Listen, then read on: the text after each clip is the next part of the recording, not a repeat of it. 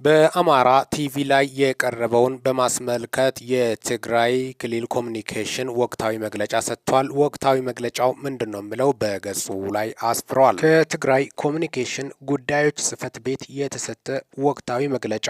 የአማራ ክልል ኮሚኒኬሽን ጽህፈት ቤትና የአማራ ብሮድካስቲንግ ኮርፖሬሽን ዛሬ ሚያዝያ 8 2017 ዓ.ም የተከዜ ትውልድ የተከዜ ዘብነቱን በተግባር ማሳየት ይጠበቅበታል በሚል ርዕስ ግልጽ ህገ መንግስታዊ ጥሰት የተሞላበትና የፕሪቶሪያን ስምምነት የሚጻረር አጫሪ ዘገባ ይዘው ወጥተዋል።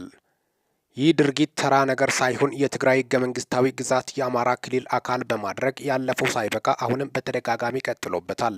ይህ ተግባር ኃላፊነት የጎደለበት ህገ መንግስቱ የሚጥስና የፕሪቶሪያ ስምምነትም በቀጥታ የሚጻረር ተቀባይነት የሌለው በመሆኑ በአስቸኳይ ሊታረም ይገባል። የአማራ ክልል ኮሚኒኬሽን ጉዳዮች ጽህፈት ቤትና የአማራ ብሮድካስቲንግ ኮርፖሬሽን በተደጋጋሚ ከሚያቀርቧቸውና የሁለቱም ክልል ህዝቦች ለዘመናት አብሮ የመኖርና ግንኙነትን የሚሸረሽሩ እንዲሁም ለሌላ ግጭት በቀጥታ የሚዳርግ ተንኳሽ ዘገባ በአስቸኳይ እንዲያርሙና ዘገባውን ባመቻቹና ባሰናዱት አካላት ላይ እርምጃ እንዲወስዱ እየጠየቅን የፌዴራል መንግስትም እንደዚህ አይነት ህገ መንግስታዊ ጥሰት በሚፈጽሙ ተቋማት ላይ ህጋዊ እርምጃ እንዲወስድባቸው ጥሪ እናቀርባለን በማለት የትግራይ ኮሚኒኬሽን ጉዳዮች ጽህፈት ቤት ሚያዝያ 8 2017 ዓ.ም ያሰፈረው መግለጫው ነው።